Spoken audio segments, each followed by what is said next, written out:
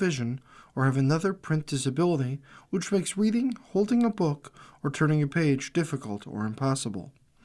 The content is copyrighted by the respective publishers.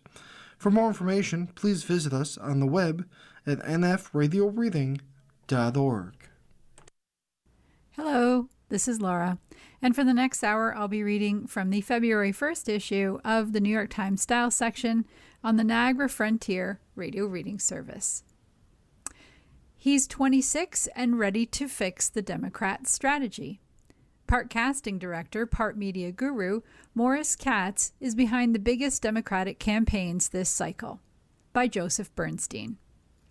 Morris Katz is a confident young man, but he did doubt himself last November for a moment. The 26-year-old media strategist, who helped orchestrate the greatest political upset of the decade, was sitting behind Zohran Mamdani, the mayor-elect of New York City, on a flight to a much-anticipated meeting with President Trump. Scrolling X, he came across a post by a New York Post journalist that cited an anonymous Democratic operative who chided Mr. Mamdani for bringing along Mr. Katz and L. Biscard Church, his 34-year-old campaign manager, rather than more seasoned aides. Susie Wiles and that gang of vipers are going to tear them to shreds, the Post read, referring to Mr. Trump's formidable 68-year-old chief of staff. Most of this stuff bounces off me, Mr. Katz recalled in an interview. But I thought, oh God, maybe we are going to get eaten alive. Instead, a national audience watched, stunned, as Mr. Mamdani and Mr. Trump hosted a news conference whose headline was its sheer affability. It went better than Mr. Katz, who had played Mr. Trump as the men practiced for the meeting, and who had rushed to Brooks Brothers to buy a replacement for the tie Mr. Mamdani had originally selected. Not fancy enough, Mr. Katz said. Could have possibly imagined. Then again, so have most things in Mr. Katz's short, charmed career. Like Mr. Mamdani, Mr. Katz is a child of the New York cultural elite, but is fluent in the anti-elite language of progressive populism. In addition to his role as one of Mr. Mamdani's closest advisors, Mr. Katz has helped to select, mold, and make ads for a crop of rough-hued, gruff-voiced Democratic candidates throughout the country, including the Maine Senate hopeful Graham Plattner. This makes Mr. Katz a kind of casting director for a future Democratic Party whose members wear Carhartt and aren't afraid to say hell and damn. He has a vision in his head, said David Axelrod, the media strategist who masterminded Barack Obama's 2 presidential campaigns and has shared notes with Mr. Katz. Not everyone in the party shares that vision, particularly those Democratic insiders who believe the regular cycles of American political opinion will soon restore them to power. But Mr. Katz's proximity to the splashiest story in American politics has made him an in-demand image maker, a proximity perhaps best measured by election night photos that show Mr. Katz squeezed into a love seat beside Mr. Mamdani as the mayor's wife, Rama Duwaji, looks on. At a time when politics is pop culture, this gives Mr. Katz privileged access to the biggest show around. In a statement, Mr. Mamdani called Mr. Katz a close friend and a fellow New Yorker who wasn't smart enough to get into Stuyvesant, a joking reference to the ultra-competitive Manhattan Public High School with a microscopic acceptance rate, which neither man attended, adding that his advisor possesses the combination of ruthlessness and principle that are all too rare in politics. Mr. Katz's success, along with his age and sharply worded ideas about what is wrong with Democrats and the people who try to elect them, has helped thrust him into a broader conversation about how Democrats can win back voters they lost in 2024. In seeking to rebrand the party, he confesses an aversion to phonies so strong it would make Holden Caulfield blush. If you've wanted to be president since you were 5 years old, a large percentage of the electorate thinks you're a loser, Mr. Katz said. There's a no more losers thing. It's harsh, but it's true. He also strives to meet younger voters where they are. Mr. Katz's 24/7 shaping of Mr. Mamdani's message across a daunting array of media, from cable news to TikTok, suggests a thoroughly modern strategist, equally at home making a 30-second ad as he is brainstorming social media stunts. That said, Mr. Katz's oft-repeated strategy for Mr. Mamdani was to let Zoran cook, get out of the way, and let him do his thing against his disgraced, unpopular opponent, Andrew Cuomo. Mr. Katz rode a unicorn to a position of sudden influence within the party, following a trajectory of star strategists from decades past, like Mr. Axelrod, or James Carville, or even Karl Rove.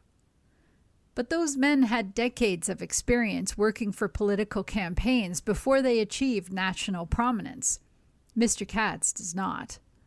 What can he do with candidates who don't cook, so to speak? Morris has an enormous belief in himself, a belief that he should be in that room and should be having these conversations, said Tommy Vietor, who knows a bit about being a political wonderkid, having arrived on the national scene in 2009 as a 28-year-old assistant press secretary to President Obama. Belief and confidence are not the first qualities that spring to mind when one thinks of the Democratic Party in 2026. But greatness, real or otherwise, is rarely achieved without them. Mr. Katz has the next 9 months to show the party what he can do. On a frigid Saturday in December, Mr. Katz sat in the living room of a well-appointed home on the west side of Des Moines. He was there to direct an ad for Nathan Sage, who is competing against several other Democrats in the primary for the Senate seat in Iowa currently held by the Republican Joni Ernst, who is retiring. In a plain t-shirt, jeans, unlaced Timberland boots, and a beanie, from which sprang short blonde curls, Mr. Katz resembled less a slick politician spin doctor than a production assistant on a Safdie Brothers film. Jiggling his foot at the end of a crossed leg, he read lines off an iPhone from a script he had prepared.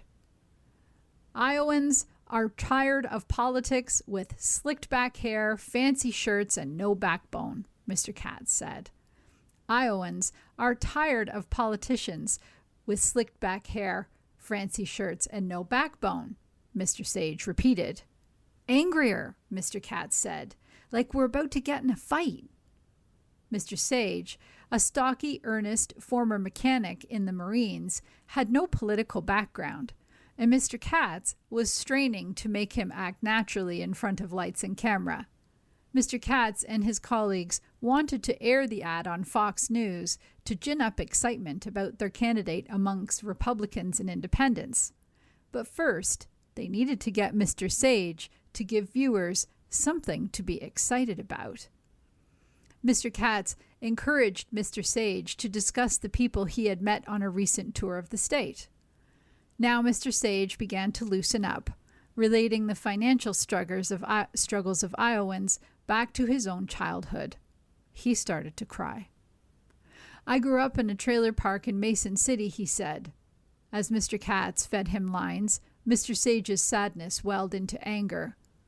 We have some of the highest cancer rates in the country, Mr. Sage said as he talked about a state bill that would protect pesticide companies from personal injury lawsuits. Say it as if it's an accusation, not a fact, Mr. Katz said. During a coffee break, Mr. Katz conferred with Charlie Hills and Rebecca Katz, his colleagues at the Fight Agency, a strategy firm. Ms. Katz, a veteran political operative who was the lead strategist on the successful Senate campaigns of John Fetterman and Ruben Gallego, and who is not related to Mr. Katz, worried that Mr. Sage seemed nervous. But there was good material, too. The moment where he's getting choked up, we can do something with that, Mr. Katz said. that could go viral, Mr. Hills added. If relatability is the benefit of running brawling candidates with limited experience, unpredictability is the risk. Mr. Fetterman, of course, badly disappointed many of his followers with his policy decisions once he was elected. He has defended his stances by saying he would not subject himself to purity tests. And Mr. Plattner, the main hopeful, made news after the disclosure that he had been tattooed with a Nazi symbol. Mr. Plattner, who said he did not understand the significance of the design, had the tattoo covered up. In the Iowa living room, Mr. Katz jokingly asked Mr. Sage if he had any Nazi tattoos. "No," Mr. Sage responded brightly, tugging up his sweatshirt sleeves to prove it. For the second leg of filming, a group of volunteers for Mr. Sage gathered around a dining table pretending to be a family in conversation with the candidate. Rather than a static shot, Mr. Katz wanted the camera to track Mr. Sage as he strode into the room to capture what he called organic texture.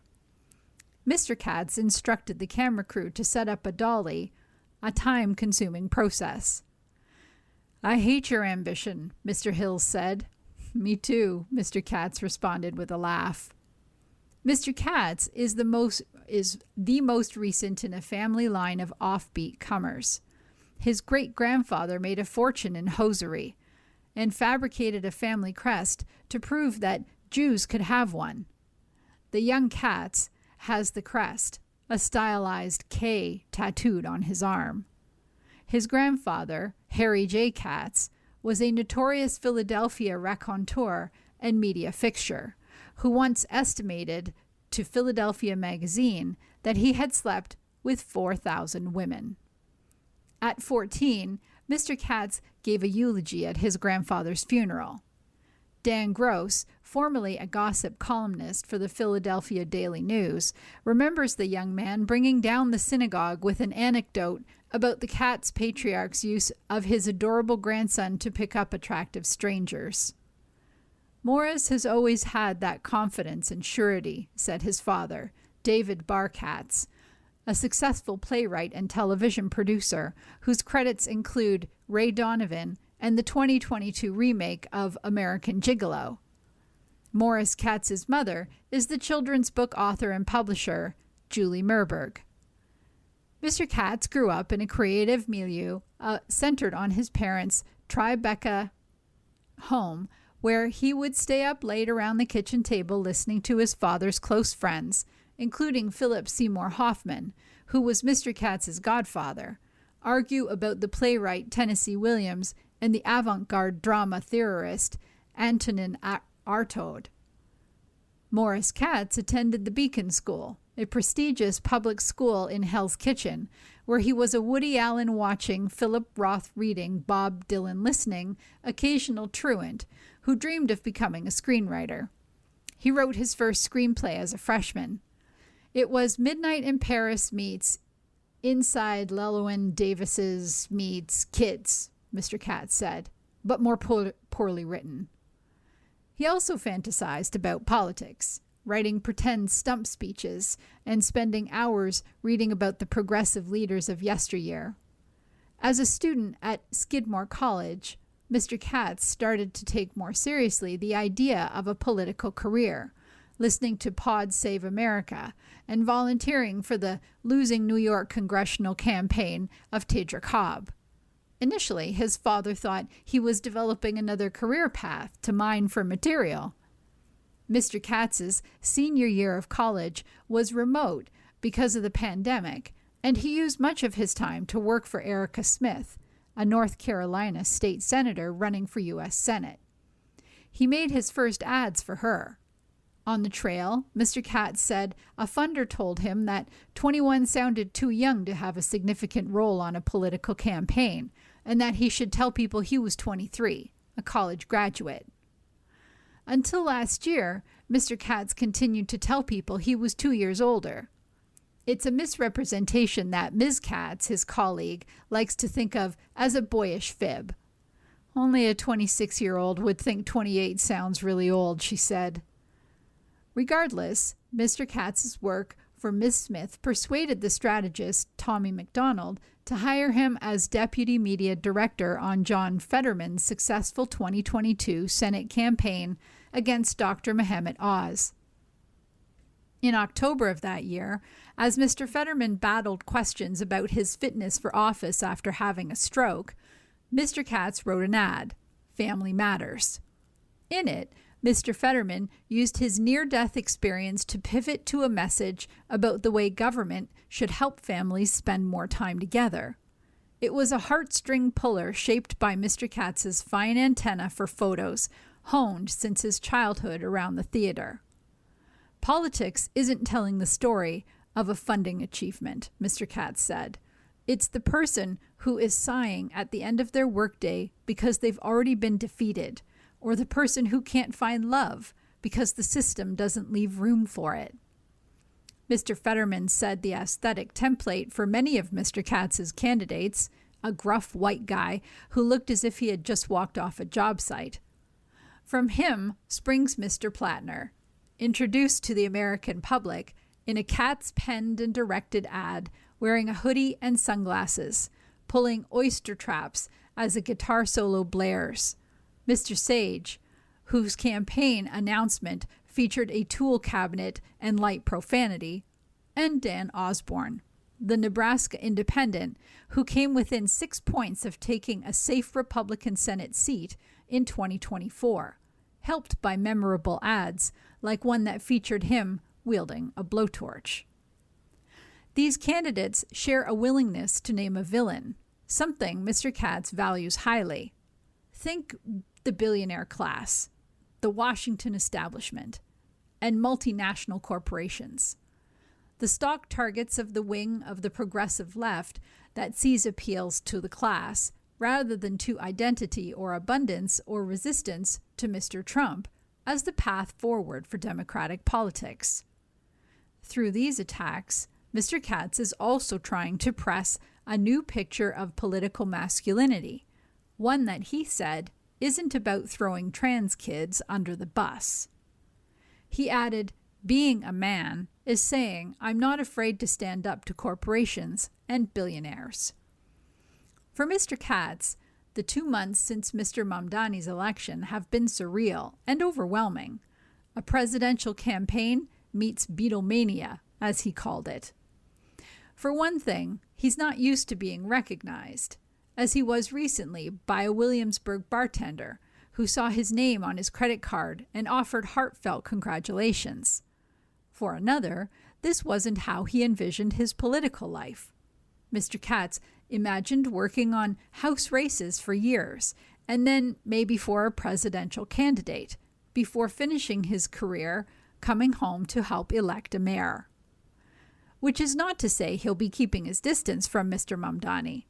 He helped set up meetings with real estate bosses and Jewish leaders after the campaign to soften, if not overcome, these groups' opposition.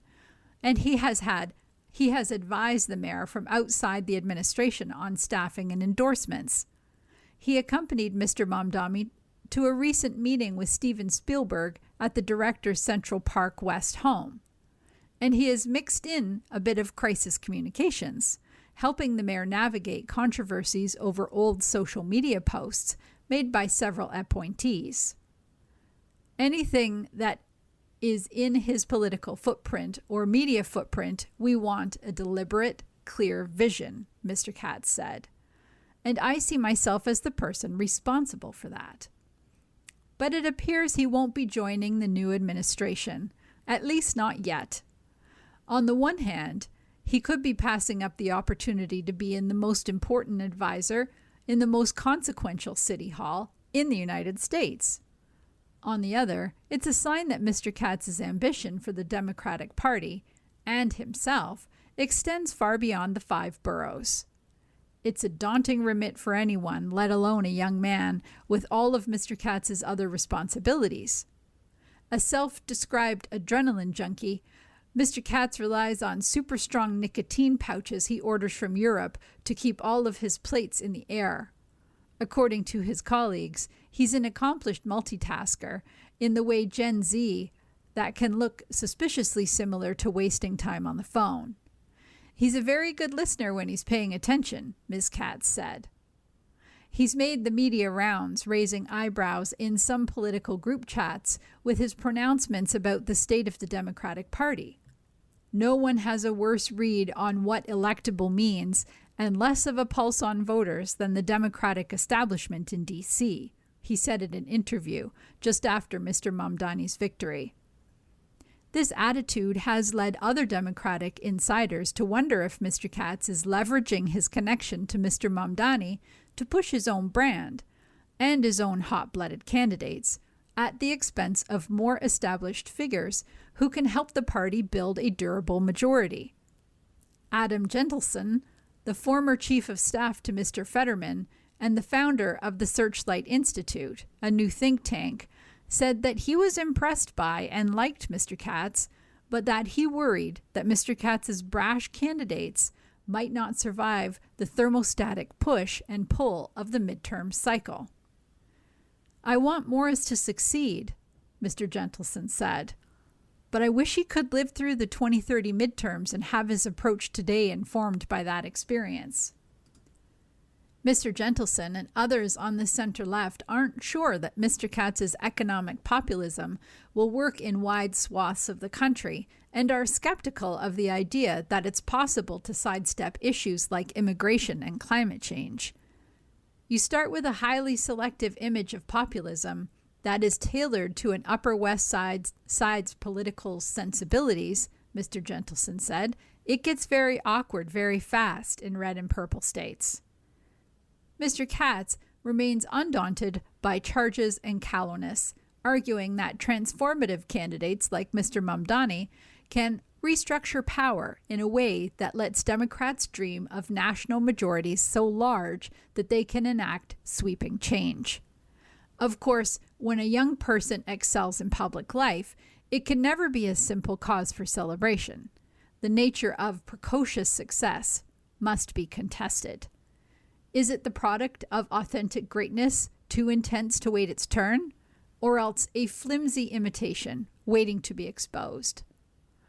There are days when I have intense imposter syndrome, Mr. Katz said. What will shake me out of it is I'm on some call with other consultants and I'm hearing what they're saying, and it is so idiotic. At least I'm not a net negative on these campaigns. And it helps, too, to keep a sense of humor, which Mr. Katz has used to keep a little distance from the dizzying trajectory of his life. Said the 26-year-old, only a few years removed from his screenwriting dreams, I have a lot more material now. You are listening to a reading of articles and features from the New York Times Style section on the Niagara Frontier Radio Reading Service. A new Costas hotel opens in Paris. Hotel Costas defined a generation. With his first luxury hotel, a second-generation Costas looks to revolutionize how guests experience Paris. If you can get in, that is. By Tina Isaac Gauzet. For the past 40 years or so, the name Costas has been synonymous with Fashion Week. In the decades since Jean-Louis Costas opened Café Costas in 1984, and his brother, Gilbert, followed with Café Beaubourg in 1987, the family-owned galaxy of buzzy bars and restaurants has expanded to several dozen. The press-shy Jean-Louis owns the group Costas, which focuses on hotels, and Gilbert and his son, Thierry, run the restaurant-heavy Beau Marly Group. The family recipe for success in spots like L'Avenue, Café Marly, and Les Georges atop the Centre Pompidou, now closed for renovations, is nothing if not consistent. More seen than haute cuisine, most offer classic French favorites, serving them to a stylish crowd with a cooler-than-thou attitude. Nowhere is that more apparent than the Hotel Costas. For 3 decades, its particular brand of velvet rope hospitality, provided with a sensual, slightly mysterious air and a side of hauteur, has spawned countless imitators. to this day, not scoring a seat on the terrace, particularly during fashion weeks, is like being exiled to Siberia. Costes is an institution, a reference, said Vicente Gregoire, the director of Consumer Trends and Insights at the consulting firm Nelly Rodi. They're experts in arousing desire and the tension that comes with it. But the exceptional cursor has moved, Mr. Gregoire added. Having money isn't enough. You have to know the codes and actually make it across the drawbridge. It will be interesting to see how they take that a step further. As it turns out, Thierry Costes, chief executive of the Beau Marly Group, has a few ideas on the subject. This week he will unveil L'Aventure, a boutique hotel above an already open restaurant and a nightclub on the Avenue Victor Hugo. A year ago, Willy Chavaria celebrated his parents' debut with an after-party downstairs in the mosaicked and mirrored club. During the recent men's collections, the restaurant hosted private dinners for Louis Vuitton and Saint Laurent. Located in Haussmannian building dating back to 1870, L'Aventure is both a new concept and a continuation. Its name comes from the 1980s era nightclub opened here by the French singer Dany, née Daniel Graoul, on advice from Alain Delon. After the jet-set crowd moved on, it became an under-the-radar haunt for designers and showbiz types who wouldn't dream of posting their every move. For Mr. Costes, 50, L'Aventure is Beau Marly's most ambitious project to date. After buying the building for an undisclosed sum during the pandemic, the group has spent 25 million euros, about $29 million, converting its 5 upper floors into a 5-star hotel. Counting just 15 rooms, most with a view of the Arc de Triomphe, and 2 private salons, it was decorated by the interior designer Vincent Daré in the spirit of a whimsical private townhouse, with rich tones of green and burgundy and variations on arty themes in each room. A smattering of artworks by Philippe Parreno, Fabrice Haber, Adèle Abdesmed, and others came from the Costes family's private collection. One constant, fabric-covered bedroom walls feature prints of ink drawings by Mr. Daré that incorporate Paris monuments where, not coincidentally, Costes establishments are present. Rates range from 500 euros, about $590 for a bedroom, to 5,000 euros, about 5,900 for the penthouse. Luxury means having space, so we wanted the rooms to breathe, Mr. Costes said during a recent walkthrough. It's about not having too many things, just light. This interview has been condensed and edited for clarity. How do you define the Costes spirit? It's the accumulation of 40 years' work. When Jean-Louis and Gilbert started, no one had brought design, art, architecture, and music into traditional cafes. That was the first aesthetic revolution. The second was the Café Marly at the Louvre. No one had done a restaurant in a museum like that. And the third was the Hotel Costes, which had lounge music and an atmosphere that was cooler and more spontaneous than that of regular hotels. It's a spirit built on feeling and intuition, not a business plan. How does L'Aventure build on that? With a strategic location that's central, with a view, and with a neighborhood that's connected to tourism but remains very Parisian. Otherwise, we're experimenting a bit, pushing things further, but the fundamental spirit is the same. Who are your clientele? People with means, because the rooms are beautiful and large, but it's not just a question of money. Choosing not to be bookable on major online platforms reinforces the notion of a clientele who are friends. It's hyper-curated and bespoke. We have a butler on call around the clock. It's like having friends in Paris who opens their doors to you. Is it a kind of club? It's like a private members club, except there are no dues. And the actual club is the toughest door in Europe. It's very niche, very deep house, very specific. We probably turn away 300 people a night. So how do you get in? Basically, you can't book a room without knowing us and our community. We're in this business because we like getting to know people. There are few rooms and high level of service. It's like we created the place, locked it, threw away the key and said, now it's up to you. People won't just show up by chance. They'll show up because they know they're among friends. Being too easy or easily bought isn't the tone we want to set. You have to know the codes and trust us. Why do you think this is the right time for such an elitist concept? 2 reasons. Hotels are becoming hyper-personalized, and there are more and more private clubs. We want to create a luxury auberge that was smaller and more family-like than Hotel Costas. Wealthy guests want to mingle, and not just with their own kind. If they really want to be siloed, there's always Monaco. We're curating a crowd that's cool and civilized. That's why we have rooms at 500 euros. It's my job to bring the right people together in the right place. Is there a dress code? Fundamentally, it's important to dress well. Hoodies, sneakers, and ripped jeans are going too far, even with money.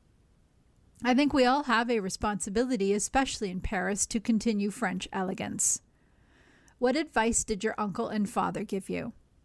Jean-Louis told me to make the rooms bigger, which is how we ended up with 15 instead of my original idea of 28. My father, Gilbert, is here every day. He gives me feedback on everything, all the time. Will L'Aventure travel? I'd love that. We'll be looking at Europe. New York is a dream. But I was there recently, and let me tell you, by comparison, Paris is not at all expensive. It's a good deal, even with a weaker dollar. Does your winter scarf make you look old? Some have given the act of putting on a scarf new meaning, one that can be tinged with anxiety. By Alicia Haradasani Gupta. Wrapping yourself in a winter scarf is typically for the utilitarian purpose of creating warmth. It is often done without much thought. But these days, that somewhat reflexive action has taken on new meaning that can be tinged with anxiety. People are suggesting that the way a scarf is worn is a telling sign of someone's age. Like similar debates over sock length and the width of jeans, those about scarf styling have largely been conducted on social media. They are rooted in the divide between Gen Zers and millennials, the generations whose style choices are now regularly used to establish what looks youthful and fresh and what looks old and tired. Folding a scarf in half, wrapping it around your neck, and pulling its loose ends through the folded end? Old. Wrapping a scarf around your neck once and pulling both ends through the front and down the chest? Youthful. Wrapping a scarf around your neck twice and pulling one end through the front? Old. Pulling a scarf over your head to create a hood-like covering that resembles those worn by babushkas? Youthful. Eric Vernick, 30, the writer of the Long Live Fashion newsletter on Substack, has been following the chatter about scarf styling. Miss Vernick, a self-proclaimed scarf lover, said that she usually wrapped hers once around her neck, with one end falling over her chest and the other down her back. Where does that fall on the spectrum? 65-year-old man, she says jokingly. To Miss Vernick, the more casual the scarf looks, the more youthful its wearer can seem, while anything that reads buttoned up or precious can feel tired. The correlation between scarves and perceived age has extended beyond how they are styled. It includes how they are designed, too. The once popular infinity scarf, a donut-shaped style with no end and a hole to poke a head through, is now a surefire way to look old. Ms. Vernick said that it's impossible to make an infinity scarf look relaxed and chill. More youthful are the triangle winter scarves that break from the traditional rectangular shape and have recently proliferated online and off. Luxury and mass brands alike have jumped on the bandwagon. Among them, Jacquemus, Zara, and COS, which sells a triangle scarf that has sold out more than once, according to Karen Gustafsson, the brand's designer and director. She said the style was popular among customers of any gender. Others are knitting their own, using patterns from brands like Petite Knit in Denmark. The company's triangular Sophie scarf has become a bestseller in recent years, according to its founder, Mette Ockels, as more young people have taken up analog activities and crafts.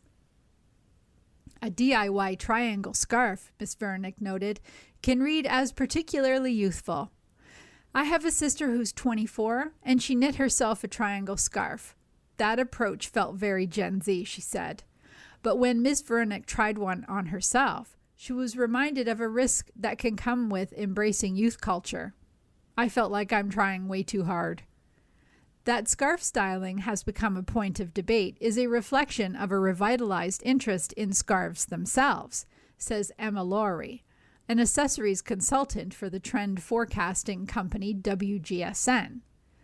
She attributes that to the fact that scarves are generally more affordable than other garments, making them an easy and appealing way to play with personal style at a time when prices for many items, wearable and otherwise, are rising. It just helps people to inject a bit of color, a bit of flair, Miss Laurie said, without having to upgrade a winter coat. She bought a triangle scarf last year. You're listening to a reading of articles and features from the New York Times Style section on the Niagara Frontier Radio Reading Service. A dance fitness star with celebrity in her blood.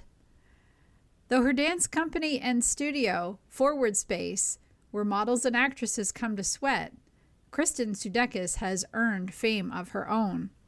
By Laura Nielsen.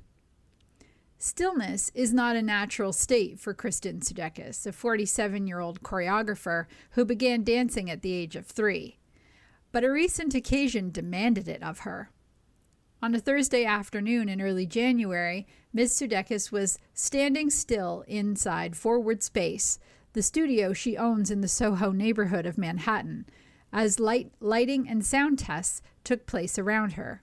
She was preparing to film short exercise videos that will be released on Oprah Winfrey's website, Oprah Daily, in February. The next morning, Ms. Sudeikis was back in that same windowless room, about the size of a large garage. But the atmosphere was less serene. 40 other women had crammed into the mirror-walled space to take one of her loosely choreographed dance cardio classes. To the beats of Beyoncé and Missy Elliott songs, Ms. Sudeikis led the women through a vigorous 50-minute routine from an elevated platform. Occasionally, she jumped into the crowd, directing its members as they furiously channeled their inner backup dancers before their 5'7" instructor, who has sandy blonde hair. Among the women was Alexandria Nyakani, an owner of the restaurants Ernesto's and Bartolo in Manhattan, who left the studio soaked in sweat. She has been coming to Forward Space regularly since 2019, the year after it opened, to dance with Ms. Sudeikis, who is now one of 18 instructors at the studio. Its classes start at $40 and can incorporate techniques from contemporary, house, jazz, and even theatrical dance. Ms. Nyakani, 33, comes to Forward Space as much for her mental health as for any physical benefits, she explained. Life is so uncontrollable, and this allows you to shed some of that stress and anxiety and really shake it off, she said. I come out as a different person. New York has become crowded with boutique fitness businesses, and the concept of dance as exercise is not novel. Fans of Ms. Sudeikis and Forward Space say that her studio is appealing for some of the same reasons as others, including that it offers a community. one that has attracted people like the model and entrepreneur Molly Sims, the actress Abigail Spencer, and the television journalist Gayle King of CBS, who is also an editor-at-large at Oprah Daily. But for many of Forward Space's mostly female fans, it has a bigger draw.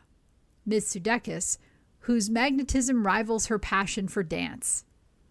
While her Forward Space classes involve various styles of movement, they are defined less by any genre than by a certain vibe, which invites comparisons to an old saying, "Dance like no one is watching."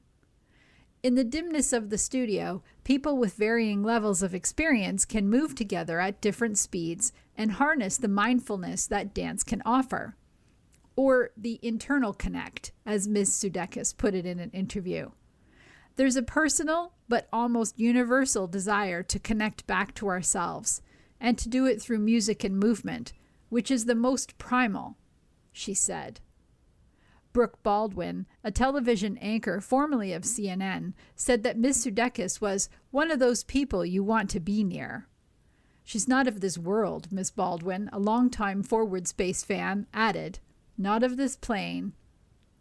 Dr. Megan Poe, 51, a psychiatrist and psychoanalyst in Brooklyn, was in the recent class with Ms. Nayakani. Dr. Poe, a former adjunct professor at the New York University, met Ms. Sudeikis in a yoga class before Forward Space had opened. She later invited Ms. Sudeikis as a guest lecturer to her class. Dancing, Dr. Poe said, affects neuroplasticity, or the ability to rewire ourselves.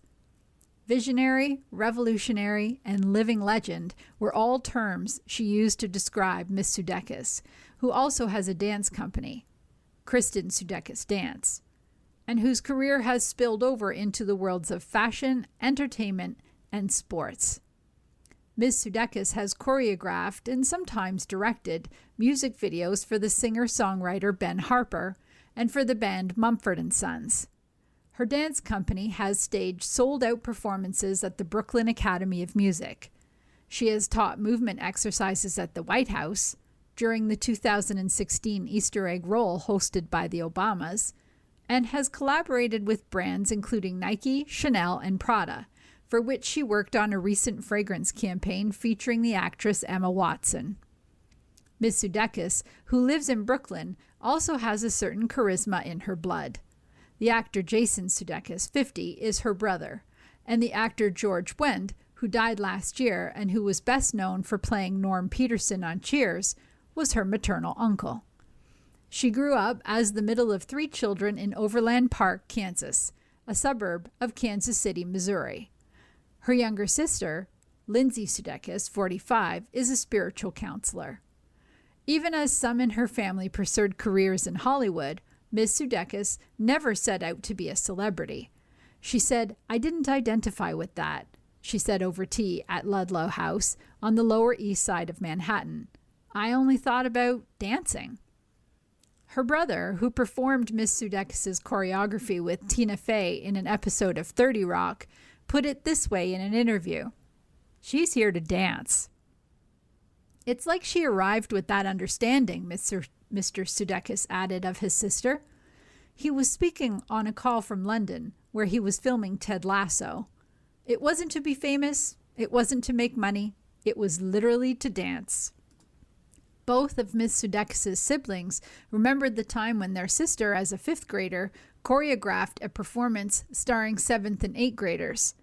Back then, Ms. Sudeikis' after-school practices at the Miller Marley School of Dance and Voice in Overland Park could last several hours, ending as late as 9:30 p.m., her sister recalled. At 13, Ms. Sudeikis won a summer scholarship to attend the Broadway Dance Center in Manhattan. "I always knew I'd be dancing once I came here," she said, referring to New York City. "I felt like I'd been here before." Years later, when Ms. Sudeikis was a senior studying dance and kinesiology at the University of Kansas, she chose not to finish college and instead loaded her belongings into a truck and moved to New York. Michelle Opperman, 47, Ms. Sudeikis' best friend since childhood, was also pursuing dance in the city. She always had her eye on the prize, Miss Opperman, now a health coach in San Francisco, said of Miss Sudeikis, who worked as a bartender at Webster Hall in Manhattan as she pursued a dance career. She also worked as a nanny and taught dance classes at places like Perry Dance and Crunch Fitness. It was at Crunch where Julie Rice, a founder of SoulCycle, took a class led by Miss Sudeikis in the mid-2010s. In 2015, Ms. Sudeikis started teaching classes at the cycling studio.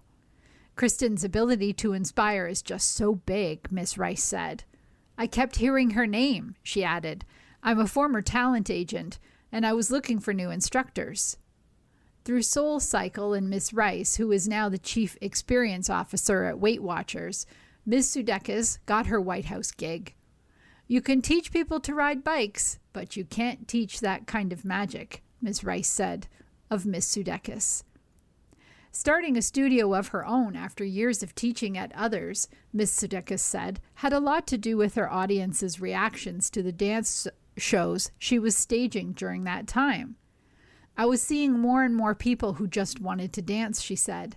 Coming out to do the curtain calls wherever you look around, you can see everyone wants to feel that. In addition to its Soho studio, Forward Space has had a pop-up in the Hamptons for the last several summers. It is expected to return this year. More locations are on Miss Sudeikis' agenda, she said, along with a book project about how we dance with life and how life is a dance. With Forward Space, Miss Sudeikis also wanted to provide professional dancers with a place to go between auditions and training. Rachel Warren, 40, an instructor and Forward Space's vice president for operations, is one of several dancers from Miss Sudeikis' company who were founding members of the studio. Nicole Morris, 33, a dancer who has performed with Miss Sudeikis, also worked with her at Forward Space in its early days. When she danced under Miss Sudeikis' instruction, Ms. Morris said, "There were ways that I have moved that I've never experienced before." Of Ms. Sudeikis, she added, "It's the energy she creates in the room." Modern love. Hey, how's it going? I'm filing for divorce now. Marriage is hard. It can be even harder when you don't believe you deserve to be loved in the first place. By Olivia Huiyang Wang. I didn't know getting a divorce could be so uncomplicated.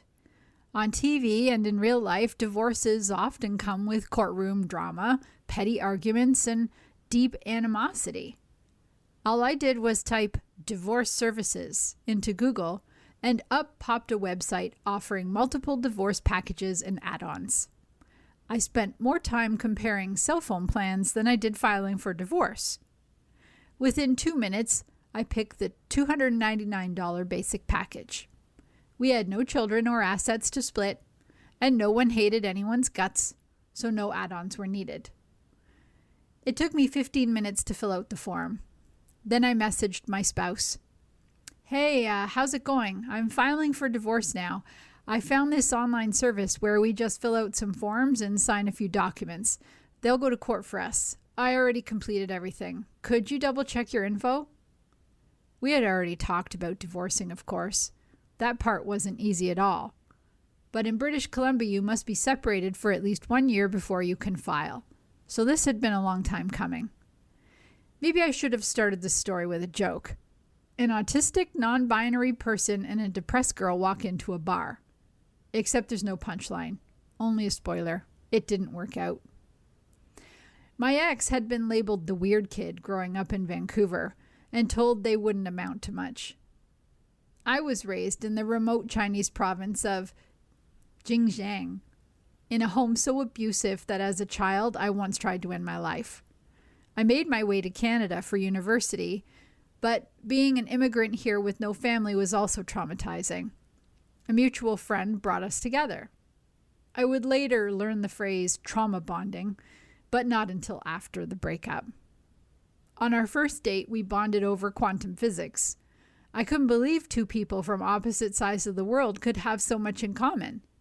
As a severely depressed person, I was drawn to their optimism. They made me laugh when I felt most broken. I still remember the moment I fell in love.